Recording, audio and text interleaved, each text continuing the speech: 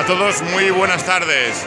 Nos encontramos en San Sebastián, desidia total, excrementos de caballos y los pobres niños que van a tener que sortearlos, lo que la prensa donostiarra no cuenta. Fíjense ustedes qué espectáculo tan bochornoso, qué servicio de limpieza tenemos y los pobres niños teniendo que esquivar los excrementos porque es algo verdaderamente bochornoso e impresentable, propio de una ciudad que descuida estos acontecimientos a los que dice amar y tan solamente ama la subvención. Esto es evidente, es que no se puede, verdaderamente ni comprender cómo tenemos que ver cómo se apartan todos porque no hay un servicio de limpieza que quite los excrementos y ya ven ustedes los pobres niños.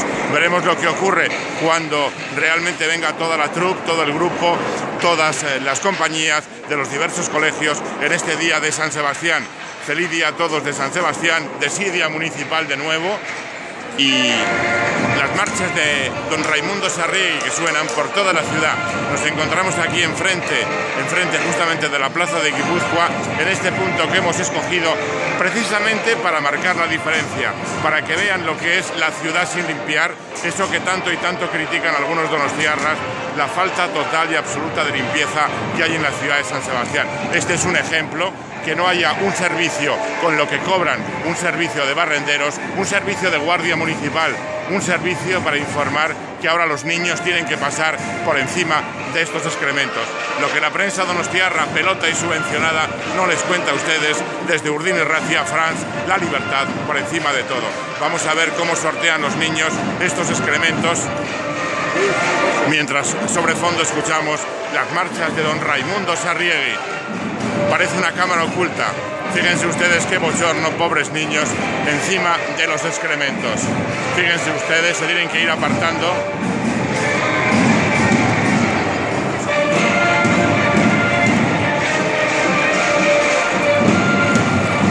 Ahí viene el grueso de la compañía.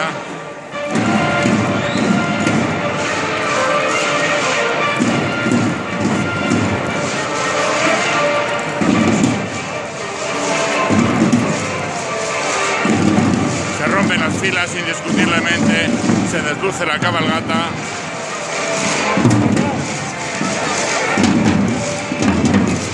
La vergonzosa San Sebastián sucia y mal cuidada.